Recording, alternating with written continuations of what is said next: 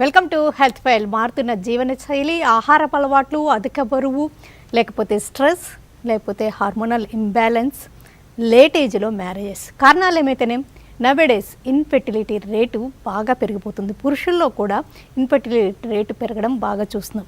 మరి దీని కారణాలు ఏంటి, నిర్ధారించే పరీక్షలు ఏంటి, ఏ పరీక్షలు చేయించుకోవాల్సి ఉంటుంది, టెస్టుల్లో ఎలాంటివి ప్రధానమైనవి ఉంటుంటాయి, ప్రైమరీ ఏంటి, సెకండరీ ఏంటి, సబ్ ఫెర్టిలిటీ అంటే ఏంటి, మరి ట్రీట్మెంట్స్లో ఎప్పుడు అసిస్టెడ్ రీప్రొడక్టివ్ టెక్నిక్స్ అవసరము, వాటిలో ఐయుఐ ఐవీఎఫ్ ఎప్పుడు అవసరము, ఐవీఎఫ్ సక్సెస్ అవ్వాలంటే ఎలాంటి జాగ్రత్తలు తీసుకోవాలి, ఐవీఎఫ్ సక్సెస్ అవ్వకపోతే ఇంకా ఎలాంటి ప్రయత్నాలు ఉంటాయి సక్సెస్ రేట్ పెంపొందించుకోవడానికి, ఇంకా ఏ జాగ్రత్తలు ఫాలో అయితే మంచిది, ఈ వివరాలన్నీ అందించడానికి Hegde fertility hospitals senior reproductive medicine specialist doctor Jasmine Salkar garu మనతో ఉన్నారు. ఆమెను అడిగి మరిన్ని విషయాలు తెలుసుకుందాం. హలో అండి, welcome to the show. Infertility rate ఇండియాలో ఇంతగా పెరగడానికి కారణాలు ఏంటంటారు? అది మనమైతే ఈ మధ్యకాలం పిల్లలలేమి సమస్య సంబంధం ఈ బాధ పడుతున్నారు కపుల్స్ అయితే చాలామంది చూస్తున్నాము. సో మన స్టాటిస్టిక్స్ ప్రకారం అయితే ఇండియన్ పాపులేషన్లో ప్రతి 6 కపుల్స్లో ఒకరికి అయితే ఈ బాధతో సఫర్ అవుతున్నారు.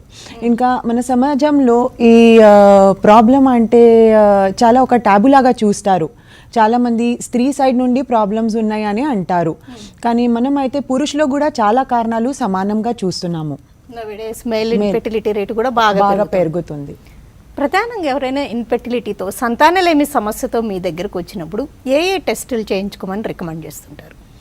అది సంతానలేమి సమస్య స్త్రీ సైడ్ నుండి కారణాలు ఉండొచ్చు, పురుష సైడ్ నుండి కారణాలు ఉండొచ్చు. సో ముందు టెస్ట్ చూసుకోవాలి అంటే ఒక కపుల్ ఒక సంవత్సరం దాకా పిల్లలో అది కుటుంబ నియోజన ఏది అన్న పద్ధతి వాడకుండా ఒక సంవత్సరం దాకా కూడా ప్రెగ్నెన్సీ రాకపోతే ఫర్టిలిటీ స్పెషలిస్ట్ దగ్గర వెళ్ళాలి. ఇంకా ఒకవేళ ఆ అమ్మాయికి ఏజ్ 35 సంవత్సరం పైన ఉంటే వాళ్ళు అయితే ఒక సంవత్సరం దాకా కూడా వెయిట్ చేయడం అవసరం లేదు. 6 నెలల్లోనే ట్రై చేశాక ఫర్టిలిటీ స్పెషలిస్ట్కి అది కన్సల్ట్ చేయొచ్చు. ఇంకా వెళ్ళేటప్పుడు యూజువలీ అది స్త్రీ సైడ్ నుండి కారణాలు ఉన్నాయి అని అది ఫ్యామిలీ మెంబర్స్ ఓన్లీ స్త్రీకి తీసుకొని వెళ్తారు. కానీ ఒక కపుల్ టుగెదర్ అది వాళ్ళు కలిసి డాక్టర్ దగ్గర వెళ్తే ఇవాల్యుయేషన్ అయితే కంప్లీట్ చేసుకోవచ్చు. ముందు అయితే ఆ అమ్మాయికి కొన్ని బ్లడ్ టెస్ట్ చేసేస్తాము, డీటెయిల్ హిస్టరీ తీసుకుంటాము. డీటెయిల్ హిస్టరీతో పాటు మనం ఒక ఐడియా వస్తుంది ప్రాబ్లం ఎక్కడ ఉండొచ్చు అని. వాళ్ళు పీరియడ్స్ రెగ్యులర్ ఉందా లేదా, ఇర్రెగ్యులర్ సైకిల్స్ ఉన్నాయా, లేదంటే కొంతమందికి కలిసినప్పుడు ప్రాబ్లమ్స్ ఉండొచ్చు. సో డీటెయిల్ మెడికల్ హిస్టరీతో పాటు మనమైతే ఒక ఐడియా వస్తుంది ఏమేమి టెస్ట్ చేయాలా అని. సో అది దాంతోపాటు కొన్ని బ్లడ్ టెస్ట్ ఉంటాయి, ఆ general blood test plus hormones check చేయడానికి కొన్ని బ్లడ్ టెస్ట్ ఉంటాయి, ప్లస్ ఇంకొకటి స్కానింగ్ చెక్ చేసేస్తాము. అది ఇంటర్నల్ స్కానింగ్ ద్వారా గర్భసంచి ఎట్లా ఉంది, అండాశయం మీద ఎగ్ నంబర్స్ ఎట్లా ఉన్నాయి, దానికి మనం అయితే ఎగ్ రిజర్వ్ అంటాము, అండాశయం మీద నీలం ఎలా ఉంది చూడ్డానికి. సో ఇంకా ఈ గర్భసంచి తర్వాత అది అండాశయం మీద ఇవన్నీ చూసుకొని జనరల్గా దాంతోపాటు ఏది అయినా అడిషనల్ అబ్నార్మలిటీస్ ఉందా లేదా చెక్ చేస్తాము. సో ఈ జనరల్ స్కాన్ అయిపోతుంది.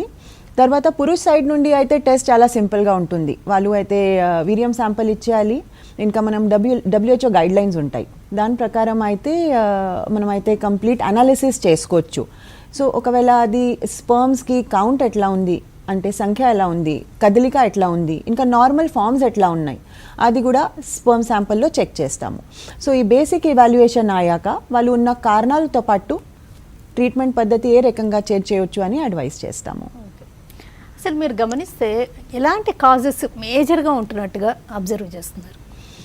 అది స్త్రీ సైడ్ నుండి కాజెస్ చూసుకుంటే యూజువలీ ఇర్రెగ్యులర్ సైకిల్స్ ఉంటే వాళ్ళకి అయితే ఒకటి పీసీఓడి ఉండొచ్చు, అంటే అండాశయం మీద ఎక్కువ ఫాలికల్స్ ఉంటాయి, దాని వాళ్ళు హార్మోనల్ ఇంబ్యాలెన్సెస్తో వాళ్ళు పీరియడ్ సరిగా రాకపోవచ్చు. అది పీరియడ్ సరిగా లేదు అంటే మోస్ట్లీ అది ప్రతి నెల ఒక ఎగ్ తయారవుతుంది కదా, సో ఆ హార్మోనల్ ఇంబ్యాలెన్స్తో న్యాచురల్ ఓవ్యులేషన్ రాకపోవచ్చు, అందుకే వాళ్ళు పీరియడ్స్ కూడా రెగ్యులర్ ఉండొచ్చు. అది ఇంకొకటి అయితే ఒకవేళ పీసీఓడి లేదు అంటే నెక్స్ట్ ప్రాబ్లం కుడ్ బి అండాశయం మీద ఎగ్ నంబర్స్ చాలా తక్కువ ఉంటాయి, అప్పుడు కూడా హార్మోనల్ ఇంబ్యాలెన్సెస్తో పీరియడ్స్ ఇర్రెగ్యులర్ ఉండొచ్చు. సో ఒకటి ఇదే ప్రాబ్లం ఉంటుంది. సెకండ్ అయితే స్త్రీ సైడ్ నుండి ట్యూబ్స్లో ప్రాబ్లం ఉండొచ్చు. కొన్ని పాత ఇన్ఫెక్షన్స్తో లేదంటే పాత సర్జరీస్తో పాత ట్యూబల్ ప్రెగ్నెన్సీతో అది ట్యూబ్స్ బ్లాక్ ఉండొచ్చు. ఇంకొక ఎండోమెట్రియోసిస్ అనే కండిషన్ ఉంటుంది. ఎండోమెట్రియోసిస్ కండిషన్కి మనం వేరే వేరే రకంగా సివియారిటీలో గ్రేడింగ్ చేస్తాము. ఆ గ్రేడింగ్తో పాటు అది ప్రెగ్నెన్సీకి సంబంధం ట్రీట్మెంట్కి సలహా ఇస్తాము. సో ఎండోమెట్రియోసిస్ అండాశయ మీద ఫాలికల్స్ కొంచెం తక్కువ ఉండొచ్చు, ఎండోమెట్రియోసిస్తో ఎగ్ క్వాలిటీ తక్కువ ఉండొచ్చు. ఇంకా ఎండోమెట్రియోసిస్తో లోపల స్కారింగ్తో అది ట్యూబో ఓవేరియన్ రిలేషన్షిప్ డిస్టర్బ్ అయిపోతుంది. సో ట్యూబ్స్లో కూడా ఎండోమెట్రియోసిస్తో ప్రాబ్లం రావచ్చు. ఇంకా ఎండోమెట్రియోసిస్ యూట్రస్లో ఉంటే దానికి మనమైతే అడినోమయోసిస్ అంటాము. అడినోమయోసిస్తో చాలామందికి ఇంప్లాంటేషన్ ఇష్యూస్ ఉండొచ్చు. సో ఇది ఒక కారణం అన్నమాట.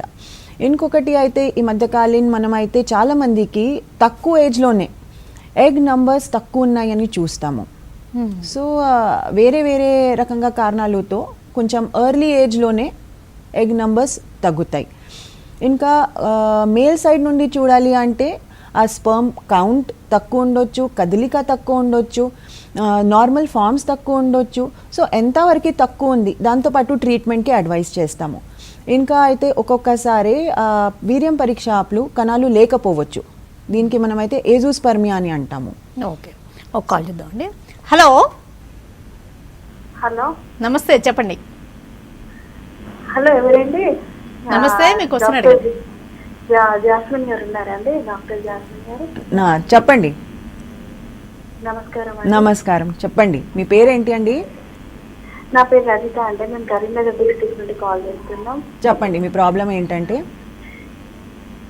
అయితే మా హస్బెండ్ కి టెస్టిస్ అనేది సైజ్ వాల్యూమ్ అనేది రజిత అండి. రజిత, చెప్పండి. అయితే మా హస్బెండ్ కి ఏంటంటే ఈ టెస్టిస్ ఉంటాయి చూడండి, వాటి వాల్యూమ్ తక్కువ అయిపోయింది. తక్కువ అవ్వడం వల్ల ఈ టెస్టోస్టెరాన్ హార్మోన్ అనేది తక్కువ రిలీజ్ అవుతుంది.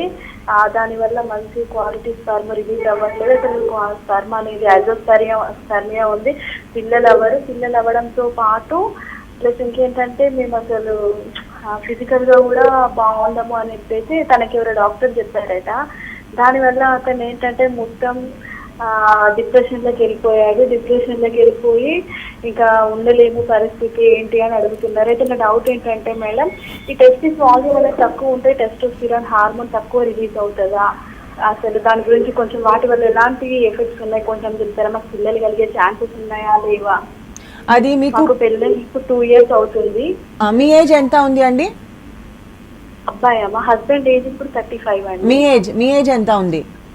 నాది 32 అండి. 32. సో మీ సైడ్ నుండి కూడా మనమైతే టెస్ట్ చేసుకోవాలి. ఇంకా మీ హస్బెండ్కి వీర్యం పరీక్ష అప్పుడు కణాలు లేదు అంటే ఆ కణాలు ఎందుకు లేదు, అసలు టెస్టిస్ మీద ఉత్పత్తి జరుగుతుందా లేదా, లేదంటే బయట వచ్చి దారి దగ్గర బ్లాక్ ఉందా లేదా, అదే ముందు చూసుకోవాలి.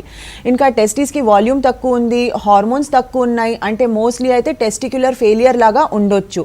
కానీ అది డీటెయిల్ ఒకవేళ మీ రిపోర్ట్స్ చూసుకుంటే ఒక చిన్న సర్జరీతో టెస్టిస్ నుండి స్పర్మ్ తీయడానికి అవకాశం ఉందా లేదా అది చెక్ చేసుకోవాలి.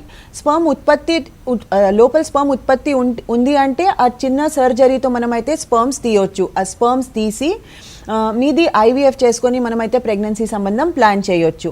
కానీ ఆ తీసినప్పుడు ఒకవేళ స్పర్మ్ దొరకకపోతే అప్పుడు కూడా నెక్స్ట్ ఆప్షన్స్ అయితే మాత్రం ఉంటాయి ప్రెగ్నెన్సీ ఎట్లా ప్లాన్ చేసుకోవాలి అని. సో మీరు అయితే ఒక మంచి ఫర్టిలిటీ స్పెషలిస్ట్ దగ్గర వెళ్ళి మీరు ఇవాల్యుయేషన్ కూడా చేయించుకోండి, ఇంకా సలహా కూడా తీసుకోండి.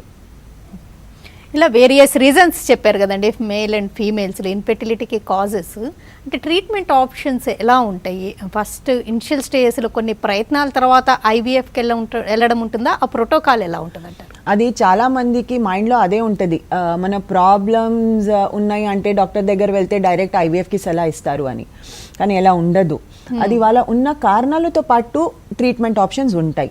కొంతమందికి ఆ PCOD ఉంటే, ఇర్రెగ్యులర్ మెన్సెస్ ఉంటే, ఎట్లాంటి పరిస్థితిలో అది చిన్న ఇంజెక్షన్స్తో టాబ్లెట్స్తో ఓవ్యులేషన్ ఇండక్షన్ చేసేసి అది ప్రెగ్నెన్సీ సంబంధం ప్లాన్ చేయొచ్చు. ఇంకా కొన్ని కారణాలకి అదే భార్యాభర్తకి కలవడం ప్రాబ్లమ్స్ ఉంటే, లేదంటే స్పర్మ్ కౌంట్స్ బార్డర్ లైన్ ఉంటే, లేదంటే ఒక అన్ఎక్స్ప్లెయిన్డ్ ఇన్ఫర్టిలిటీ అని సిచ్యువేషన్ ఉంటుంది. అంటే ఇద్దరు భార్యాభర్తకి టెస్ట్లు అన్ని నార్మల్ ఉంటాయి కానీ అప్పుడు కూడా ప్రెగ్నెన్సీ రావట్లేదు. ఎట్లాంటి పరిస్థితిలో, లేదంటే మైల్డ్ టు మోడరేట్ ఎండోమెట్రియోసిస్ వాళ్ళకి ఇట్లాంటి పరిస్థితిలో ఆ సింపుల్ ఐయుఐ ప్రాసెస్ ఇంట్రాయూట్రైన్ ఇన్సెమినేషన్తో అది ప్రెగ్నెన్సీ ప్లాన్ చేయాలి అని సలహా ఇస్తాము.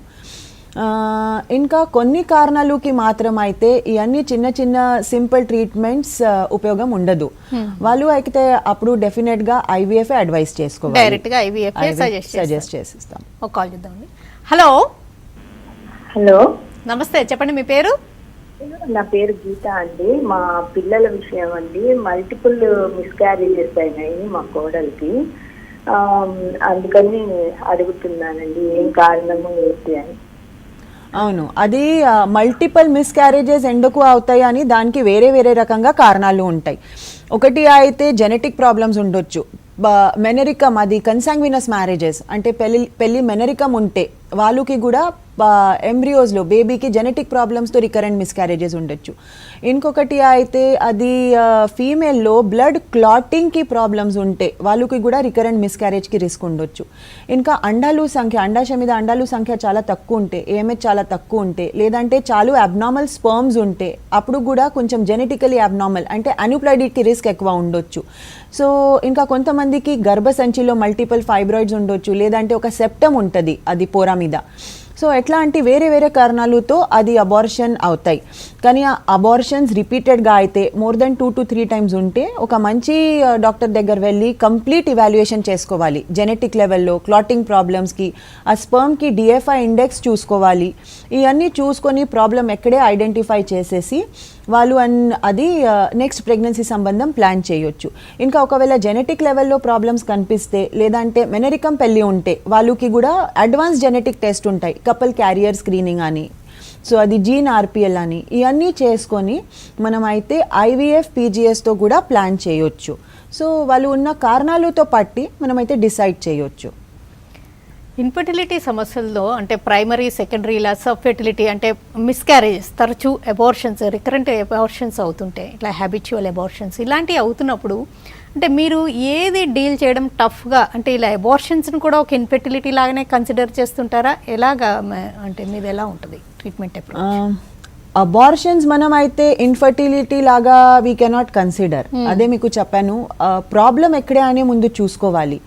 ఒకవేళ ప్రాబ్లం ఐడెంటిఫై అయితే దాంతో పాటు ఏ రకంగా ట్రీట్మెంట్ చేయొచ్చు డిసైడ్ చేస్తాము. ఇంకా రిపీటెడ్ అబార్షన్స్కి ఒకటి అయితే ఐవీఎఫ్ విత్ పీజీఎస్ అనే ఆప్షన్ ఉంటుంది. అంటే అది కూడా ఒక ఇన్ఫెర్టిలిటీ సమస్య. ఓకే, ఒక కాల్ చేద్దామండి. హలో హలో, నమస్తే, చెప్పండి మేడం. గుడ్ ఈవినింగ్ మేడం, నా పేరు శ్రీదివ్య. శ్రీదివ్య చెప్పండి. నేను గుంటూరు నుంచి కాల్ చేస్తున్నాను మేడం. మేడం తో మాట్లాడాలి మేడం. చెప్పండి, డాక్టర్ జాస్మిన్ మాట్లాడుతున్నాను, చెప్పండి. హలో మేడం, నేను శ్రీదివ్య. నాకు మ్యారేజ్ అయ్యి 5 years అవుతుంది మేడం. ఇప్పటిదాకా నేను కన్సీవ్ అవ్వలేదు. మధ్యలో నాకు పీరియడ్స్ అనేది ఇర్రెగ్యులర్ అయితే నేను ఇక్కడ డాక్టర్ ని కన్సల్ట్ అయ్యాను. అయితే నాకు పీసీఓఎస్ ఉందని చెప్పారు మేడం. థైరాయిడ్ అవేం లేదు కానీ ఓన్లీ పీసీఓఎస్ ఉందన్నారు. అది నాకు ఆవిడ డీటెయిల్ గా ఎక్స్ప్లెయిన్ చేయలేదు మేడం. నాకు లోపల అనేది నీటి బుడగలు పెద్దగా ఉన్నాయండి, కరగడానికి అవేమి ఇవ్వకుండా డైరెక్ట్ హెచ్సిజి ఇంజెక్షన్ ఇచ్చి కన్సీవ్ అవ్వడానికి టాబ్లెట్స్ అవి ఇచ్చారు. ఓకే, సో మీ ఏజ్ ఎంత ఉంది ఇప్పుడే?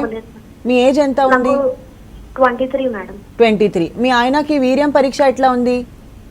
చేసాం మేడం. మా ఆయనకి కూడా తనకి టెస్టోస్పెర్మియా అన్నారు. తను 3-4 months టాబ్లెట్స్ వాడారు. తనకంతా ఫైన్ మేడం ఇప్పుడు. సరే, అది ఒకటి అయితే మీ పెళ్ళికి ఆల్రెడీ 5 years అయిపోయింది. మీ ఏజ్ 23 years ఉంది. కానీ ఒకసారి మీది మంచి డీటెయిల్ హార్మోనల్ ఇవాల్యుయేషన్ చేసుకోవాలి. ప్లస్ ఒక స్కానింగ్లో డెఫినెట్గా కన్ఫర్మ్ పీసీఓడి ఉంది అని చూసుకోవాలి. అది పీసీఓడి ఉంది, ఇర్రెగ్యులర్ సైకిల్స్ అంటే ఆ చిన్న ఆల్రెడీ మీరు అయితే ఓవ్యులేషన్ ఇండక్షన్తో ట్రై చేశారు అని అంటున్నారు కదా. సో మీరు అది 6 monthsకి వాడారు అంటే మీరు నెక్స్ట్ స్టెప్ చిన్న ఐయుఐతో ప్రొసీడ్ చేయొచ్చు. ఒకవేళ మీరు ఇది 6 months వరకు టాబ్లెట్ ఇంజెక్షన్తో చూడకపోతే డెఫినెట్గా ఇంకా 2-3 months వరకు ఓవ్యులేషన్ ఇండక్షన్ టాబ్లెట్ ఇంజెక్షన్తో ప్లాన్ చేయొచ్చు. ప్లస్ మీ ట్యూబ్స్ కూడా చెక్ చేసుకోవాలి, ఆ ట్యూబ్స్ ఎలా ఉన్నాయి, ట్యూబ్స్లో ప్రాబ్లం లేదు అని. ట్యూబ్స్ ఓపెన్ ఉంటే మీరు అయితే 2-3 months వరకు ఓవ్యులేషన్ ఇండక్షన్తో ట్రై చేయొచ్చు. తర్వాత అయితే ఐయుఐ అని ఒక స్టెప్ ఉంటుంది, ఐయుఐ కూడా 2 to 3 months వరకు ట్రై చేయొచ్చు. ఓకే, అయితే మీరు ప్రాబ్లమ్ని బట్టి వాళ్ళ ఏజ్ వైజ్ అన్ని కన్సిడర్ చేసి ఫస్ట్ ఐయుఐ ట్రై చేసి ఒక్కొక్కసారి ఫెర్టిలిటీ మెడిసిన్స్ కూడా ట్రై చేస్తారు కదండి. ఆ మెడిసిన్సా లేకపోతే ఐయుఐ ఐవీఎఫ్ అని డిసైడ్ చేయడం ఉంటుంది. ఒక్కోసారి డైరెక్ట్గా ఐవీఎఫ్ కూడా సజెస్ట్ చేస్తారు. ఐవీఎఫ్ లో కూడా ఇంకేమన్నా స్టెప్స్ ఉంటాయా? అవును, ఐవీఎఫ్ ప్రాసెస్ చూడాలి అంటే దానికి అయితే 4 స్టెప్స్ ఉంటాయి. ఐవీఎఫ్ అప్పుడు యూజువలీ ముందు అయితే ఇద్దరు భార్యాభర్తకి డీటెయిల్ ఇవాల్యుయేషన్ చేసేస్తాము. వాళ్ళు అయితే ప్రెగ్నెన్సీ క్యారీ చేసుకోవడానికి ఫిట్ ఉన్నారు అని ఒకవేళ డిసైడ్ అయితే ఐవీఎఫ్ ట్రీట్మెంట్ మనమైతే నెలసారి వచ్చాక 2 కానీ 3 రోజు నుండి స్టార్ట్ చేసేస్తాము. ఈ ప్రాసెస్ అప్పుడు అయితే నార్మల్ మన మెన్స్ట్రువల్ సైకిల్లో ప్రతి నెల ఒక ఫాలికలే తయారవుతుంది. కానీ ఐవీఎఫ్ అప్పుడు ఆ ఎగ్ అండాశయం మీద ఎన్ని ఫాలికల్స్ ఉంటే అన్నీ పెరిగితే మనకి బెనిఫిట్ ఉంటుంది. So usually target is to achieve around 12 to 15 follicles, but it depends upon the అది అండాశయం మీద ఫాలికల్స్ ఎన్ని ఉన్నాయని. సో ఈ అన్ని ఫాలికల్స్ పెరగాలి అంటే మనమైతే ఇంజెక్షన్స్ ఇస్తాము. ఈ ఇంజెక్షన్స్ నెలసరి వచ్చాక 2 రోజు నుండి స్టార్ట్ చేసేసి యావరేజ్ 10 రోజు వరకు ఉంటాయి. ఈ ఇంజెక్షన్స్ హార్మోనల్ ఇంజెక్షన్స్ ఉంటాయి, కానీ ఈ ఇంజెక్షన్స్ ఒకటి అయితే పెయిన్ఫుల్ ఉండదు. ఎందుకు అంటే ఆ ఇన్సులిన్ సిరీంజ్ లాగా చిన్న నీడల్తో ఇచ్చేస్తాము. ఇంకొకటి అయితే ఇంజెక్షన్తో పెద్ద సైడ్ ఎఫెక్ట్స్ ఏమీ లేదు. ఆన్ అన్ యావరేజ్ 10 days వరకు తీసుకోవాలి. ఈ ఇంజెక్షన్స్ 10 రోజు వరకు జరుగుతాయి. అప్పుడు ప్రతి 3rd or 4th day స్కానింగ్లో check చేసేస్తాము అది అండాశయం మీద ఫాలికల్స్ ఎలా తయారవుతాయి అని. ఆ ఫాలికల్స్ మంచి సైజ్కి వచ్చాక నెక్స్ట్ సెకండ్ స్టెప్ జరుగుతుంది. అంటే లాస్ట్ ట్రిగర్ ఇంజెక్షన్ ఇచ్చేస్తాము. తర్వాత చిన్న మత్తు ఇచ్చి ఎగ్ కలెక్షన్ చేసేస్తాము. అంటే ఇంటర్నల్ స్కాన్ ద్వారానే ఒక నీడల్ పాస్ చేసేసి అండాలు బయట తీస్తాము. అండాలు బయట తీసాక ఆ సేమ్ డే హస్బెండ్కి స్పర్మ్ శాంపిల్ తీసుకుంటాము. ఆ స్పర్మ్ శాంపిల్కి క్లీన్ చేసేసి మంచి కదలికలు వాళ్ళు స్పర్మ్ సెపరేట్ చేసి ఇంక్యుబేటర్లో ఒక టెస్ట్ ట్యూబ్లో అండాలు కణాలు అది కలిపి పెడతాము. ఇంకా నెక్స్ట్ 3-5 రోజు దాకా అది ఫలదీకరణ ఎట్లా అవుతుంది, పిండం ఎట్లా తయారవుతాయి, పిండంకి అయితే ఎంబ్రియోస్ అంటాము. ఆ ఎంబ్రియోస్ ఎలా తయారవుతాయి మనమైతే ల్యాబ్లో అబ్జర్వ్ చేస్తాము. ఎంబ్రియోస్ తయారయ్యాక 3rd స్టెప్ జరుగుతుంది, అది ఎంబ్రియో ట్రాన్స్ఫర్. అంటే అది ఎంబ్రియోస్ తీసుకొని 1 to 2 ఎంబ్రియోస్ ఒక సన్న ట్యూబ్తో మనమైతే గర్భసంచి లోపల పెట్టేస్తాము. సో ఎగ్ కలెక్షన్ అప్పుడు చిన్న మత్తు ఇస్తాను, అప్పుడు స్కాన్ ద్వారానే చేస్తాము. కట్స్ కుట్లు ఎట్లా ఏం ఉండదు. ప్రొసీజర్ అయిపోయాక మధ్యాహ్నం ఇంట్లో పంపిస్తాము. కానీ ఆ ఎంబ్రియో ట్రాన్స్ఫర్ అప్పుడు ఈ మత్తుకి అవసరం లేదు. ఇంటర్నల్ స్కాన్ లాగానే ప్రాసెస్ ఉంటుంది. ఇంకా ప్రొసీజర్ అయిపోయాక వెంటనే ఇంట్లో పంపిస్తాను. ఇంకా అది ఎంబ్రియో ట్రాన్స్ఫర్ అయిపోయాక 15 రోజుకి మందులు ఉంటాయి. ఆ మందులు తర్వాత అది 15 days తర్వాత చెక్ చేస్తాము రిజల్ట్ పాజిటివ్ ఉందా నెగటివ్ ఉందా అని. ఓకే ఓకే, కాల్ చేద్దామండి. హలో హలో, నమస్తే, చెప్పండి. మేడం గారు నమస్తే. చెప్పండి, డాక్టర్ గారు వింటున్నారు, క్వశ్చన్ అడగండి. మేడం గారు మా మిస్సెస్కి 23 years అండి. మ్యారేజ్ 3 years అవుతుంది. దానికి ఎండోమెట్రియోసిస్ వచ్చిందని నెక్స్ట్ డైలీ హార్మోన్ లెవెల్ 0.67 వచ్చిందండి. ఏ హార్మోన్? ఏమిస్ హార్మోన్ యాంటీములేరిక్ 0.67 అండి. ఓకే, అది మా మిస్సెస్కి ఏజ్ 23 అండి. మ్యారేజ్ 3 years అవుతుంది. ఓకే, మీ వీర్యం పరీక్ష ఎట్లా అయిపోయింది మేడం గారు. 100 millions అన్నారు, 90 అన్నారు, వెళ్ళనన్నారు. సరే పర్వాలేదు చెప్పారు. ఓకే, ఇంకా ఇప్పటిదాకా ఏమేమి ట్రీట్మెంట్ తీసుకున్నారు మీరు? ట్రీట్మెంట్ ఫాలికల్ స్టడీ చేశారు. సత్పల్లి ఒక 2 ఫాలికల్ స్టడీ 3 months చేశారు నాకు. ఓకే, రైట్ సైడ్ అప్ బాగానే ఉంది అన్నారు. Next next month left side exchange కనపడలేదమ్మా అన్నారు. మళ్ళీ ఒక 3 months హార్మోన్ టాబ్లెట్స్ రాశారండి. ఈ 3 months హార్మోన్ టాబ్లెట్స్ అయిన తర్వాత మళ్ళీ హార్మోన్ లెవెల్ చెక్ చేసిన తర్వాత చూద్దాం అమ్మా అన్నారు. ఓకే, ఇది ఆల్రెడీ మీ వైఫ్కి అయితే ఏఎంహెచ్ లెవెల్ తక్కువ ఉంది. ఏఎంహెచ్ అంటే అండాశయం మీద రిజర్వ్ ఎట్లా ఉంది, ఫాలికల్స్ ఎన్ని ఉన్నాయి చూడడానికి టెస్ట్ ఉంటుంది. యూజువలీ 23 years అప్పుడు ఈ ఏఎంహెచ్ లెవెల్ 3.5 పైన ఉండాలి. 0.6 అంటే చాలా తక్కువ ఉంది. That is an indication. ఇంకా మీరు ఇప్పటిదాకా న్యాచురల్తో చూశారు, ప్రెగ్నెన్సీ రాలేదు. ఇంకా మీరు ఎండోమెట్రియోసిస్ ఉంది అది కూడా అంటున్నారు.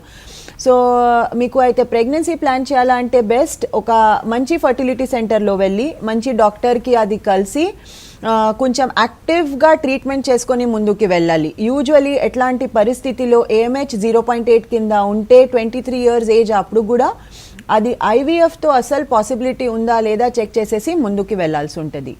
సో మీరు టైం వేస్ట్ లేకుండా అది మంచి డాక్టర్ దగ్గర వెళ్ళండి. ఓకే, మీరు ఇప్పుడు ఐవీఎఫ్ ట్రీట్మెంట్లో స్టెప్స్ గురించి చెప్తూ వచ్చారండి. లాస్ట్ స్టెప్ ఎంబ్రియో ట్రాన్స్ఫర్ అన్నారు, దానికి మత్తు కూడా అవసరం లేదని చెప్పారు. అంటే ఎంబ్రియో ట్రాన్స్ఫర్లో ఇంకో ఫ్రోజన్ ఎంబ్రియో ట్రాన్స్ఫర్ అని కూడా వింటాము, అదేంటి, అది ఎవరికి చేస్తుంటారు? సో అది మనమైతే గర్భసంచిలో పెట్టినప్పుడు 1 or 2 ఎంబ్రియోస్ పెడతాము. కానీ యూజువలీ 1 in 4 కపుల్స్లో వాళ్ళ దగ్గర అయితే ఎక్స్ట్రా మంచి క్వాలిటీ యూజబుల్ ఎంబ్రియోస్ ఉండొచ్చు.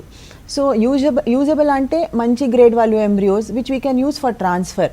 సో ఎట్లా ఎంబ్రియోస్ ఉంటే ఆ ఎంబ్రియోస్ అయితే మనం ఫ్రీజింగ్లో పెట్టేస్తాము, అంటే ట్రాన్స్ఫర్ చేసినప్పుడు 1 to 2 పెడతాము. ఇంకా వాళ్ళు ఎన్ని ఎగ్స్ వచ్చాయి, దాంతోపాటు ఎన్ని ఎంబ్రియోస్ తయారైంది, సో మంచి ఎంబ్రియోస్ ఉంటే ఆ ఫ్రీజింగ్ చేసేస్తాము. సో ఎవరికి ఆయన ఫస్ట్ అటెంప్ట్లో సక్సెస్ అయితే చాలా మంచిది, వాళ్ళు ఈ ఫ్రోజన్ ఎంబ్రియోస్ ఫ్రీజింగ్ కంటిన్యూ చేసేసి సెకండ్ ప్రెగ్నెన్సీ అప్పుడు యూజ్ చేయొచ్చు. ఓకే, ఈ ప్రాసెస్ అంతా మళ్ళీ మళ్ళీ ఇన్ని ఇంజెక్షన్స్ రిపీట్ చేయాలి, ఎగ్ కలెక్షన్ చేయాలి, అవసరం లేదు. ఇంకా ఫస్ట్ అటెంప్ట్ లో సక్సెస్ కాకపోతే వాళ్ళ దగ్గర ఎక్స్ట్రా మంచి క్వాలిటీ ఎంబ్రియోస్ ఉంటే ఎట్లాంటి పరిస్థితుల్లో కంప్లీట్ మళ్ళీ ఇంజెక్షన్స్ ఎగ్ కలెక్షన్ అవసరం లేకుండా డైరెక్ట్ గర్భసంచి పోరా తయారు చేసేసి ఈ ఫ్రోజన్ ఎంబ్రియోస్ యూజ్ చేయొచ్చు. కానీ చాలా మంది అయితే ఈ ఐవీఎఫ్ ప్రాసెస్తో అది ఫ్రీజింగ్లో ఎంబ్రియోస్కి ఇఫెక్ట్ అవుతుంది, ఎంబ్రియోస్కి అది బేబీకి డెవలప్మెంటల్ ప్రాబ్లమ్స్ ఉంటాయని అలా అపోహ ఉంది. కానీ ఇలా ఏం లేదు, ఐవీఎఫ్ ప్రాసెస్తో ఫ్రీజింగ్తో ఎంబ్రియోస్కి లేదంటే బేబీకి ఏమీ డ్యామేజ్ అవ్వదు. As good as normal pregnancy, normal బేబీనే ఉంటుంది. ఎగ్జాక్ట్లీ. ఇంకా ఒక్కోసారి ఐవీఎఫ్ కి బేబీస్ ఇంకా కొంచెం ఎక్కువ ఐక్యూతో పుడతారని కూడా ఒక్కొక్కసారి వింటూ ఉంటాము. ఓకే, అయితే అసలు ఈ ఐవీఎఫ్ సక్సెస్ రేట్ ఇంత ముందుతో పోలిస్తే ఇప్పుడు ఎంతగా డెవలప్ అయిందంటారు? అంటే ఆ సక్సెస్ రేట్ని ఎంత పర్సంటేజ్ అని అనుకోవచ్చు, అసలు అలా కుదురుతుందా చెప్పండి? అది ఐవీఎఫ్లో సక్సెస్ వచ్చి it will depend mainly upon ఆ స్త్రీకి వయసు ఎంత ఉంది అని. ఒకవేళ ఆ స్త్రీకి వయసు 30 సంవత్సరం కింద ఉంటే ఒక మంచి క్లినిషియన్ దగ్గర మంచి ల్యాబ్లో ఐవీఎఫ్ చేసుకుంటే, మంచి ల్యాబ్ అంటే ఎంబ్రియోలాజీ ల్యాబ్, మంచి ఎంబ్రియోలాజీ ల్యాబ్లో ఐవీఎఫ్ చేసుకుంటే ఐవీఎఫ్ 1 రౌండ్లో సక్సెస్ వచ్చి 50 to 60% వరకు ఉంటుంది. 10 మందికి చేస్తే 5-6 మందికి ప్రెగ్నెన్సీ రావడం ఛాన్సెస్ మాత్రం ఉంటాయి. ఇంకా ఈ రిమైనింగ్ 30 to 40%కి ఫస్ట్ రౌండ్లో రాకపోతే వాళ్ళకి మ్యాక్సిమం మందికి సెకండ్ రౌండ్ వరకు కన్సెప్షన్ వస్తుంది. కానీ రీసెర్చ్ ప్రకారం మాత్రం అది by the end of third attempt of embryo transfer 10 మందిలో 9 మందికి ప్రెగ్నెన్సీ మాత్రం వస్తుంది. సో ఆ రిమైనింగ్ 10 to 15% మందికి ఎవరికి రాకపోతే third attempt of embryo transfer వరకు వాళ్ళకి డీటెయిల్ జెనెటిక్ లెవెల్లో అది వాల్యుయేషన్ చేసుకోవాలి. డీటెయిల్ జెనెటిక్ లెవెల్లో అయిపోయాక ఇంకా additional blood clotting problems, థ్రాంబోఫీలియా screen ఇవన్నీ చూసుకొని నెక్స్ట్ ఎట్లా ప్లాన్ చేయొచ్చు, దానికి వేరే వేరే రకంగా పద్ధతి ఉంటాయి. సో ఐవీఎఫ్ సక్సెస్ ఎట్లా వీ క్యాన్ ఇంప్రూవ్. ఓకే, అంటే ఇలా టెక్నికల్గా మీరు చూస్తారు, ఇంకా ట్రీట్మెంట్ తీసుకునే వాళ్ళు ఎలాంటి జాగ్రత్తలు తీసుకుంటే సక్సెస్ బాగా ఉండొచ్చు అంటారు? యూజువలీ చాలా మంది అంటే ఐవీఎఫ్ జరుగుతుంది అంటే ఓన్లీ బెడ్ రెస్ట్ తీసుకోవాలి, అది ఎక్స్ట్రా వర్క్ ఏమీ చేయొద్దు, ఆఫీస్ నుండి లీవ్ పెట్టాలి ఎట్లా అని మైండ్లో ఉంటుంది. కానీ ఇలా ఇవన్నీ అవసరం లేదు. IVF treatment usually 4 to 6 weeks వరకు జరుగుతుంది. ఆ ప్రాసెస్ జరుగుతుంది, అప్పుడు వాళ్ళు అయితే రెగ్యులర్ రూటీన్ వర్క్ చేయొచ్చు. అది వాళ్ళకి ఎగ్ కలెక్షన్ రోజు మాత్రం మత్తు ఇస్తాను కాబట్టి కొంచెం ఆ రోజు ఒక లీవ్ పెట్టుకుంటే సరిపోతుంది. ఇంకా ఎంబ్రియో ట్రాన్స్ఫర్ రోజు కొంచెం వాళ్ళు కొంచెం మెంటల్గా రిలాక్స్ ఉండాలి అని ఒక రోజు వాళ్ళు లీవ్ పెట్టొచ్చు. మిగతావి అన్ని రోజు నార్మల్ యాక్టివిటీస్ కంటిన్యూ చేయొచ్చు, వాళ్ళు వర్క్ ఆల్సో కంటిన్యూ చేయొచ్చు, ఇంకా మామూలు ఇంట్లో పని అన్నీ చేయొచ్చు. ఇంకొకటి అయితే కొంచెం హెల్దీ ఫుడ్ మెయింటైన్ చేయాలి, ప్రోటీన్స్ ఎక్కువ తినాలి, ఇంకా మంచి ఫ్లూయిడ్స్ తాగాలి, అంటే ఎక్కువ ఫ్లూయిడ్స్ తాగాలి. సో ఇవన్నీ జనరల్ ప్రికాషన్స్ తీసుకుంటే ఇది సరిపోతుంది, ఎక్స్ట్రా కేర్కి అసలు అవసరం లేదు. ఓకేనండి డాక్టర్ జాస్మిన్ గారు, అసలు ఇన్ఫెర్టిలిటీ రేట్ ఎందుకింత పెరుగుతుంది, కాజెస్ ఏంటి, ట్రీట్మెంట్స్ ఏంటి, ఎలా నిర్ధారించే పరీక్షలు ఏంటి, ట్రీట్మెంట్స్లో ఐవీఎఫ్ ఎప్పుడు చేస్తుంటారు, ఐవీఎఫ్లో latest techniques and embryo transfer గురించి, ఫ్రోజన్ ఎంబ్రియో ట్రాన్స్ఫర్ గురించి, ఐవీఎఫ్ సక్సెస్ బాగా ఉండాలంటే తీసుకోవాల్సిన జాగ్రత్తల గురించి వివరంగా తెలియజేసినందుకు థ్యాంక్స్ అలాట్ అండి. Thank you. ఇది ఇవాల్టి health file. Keep watching TV5.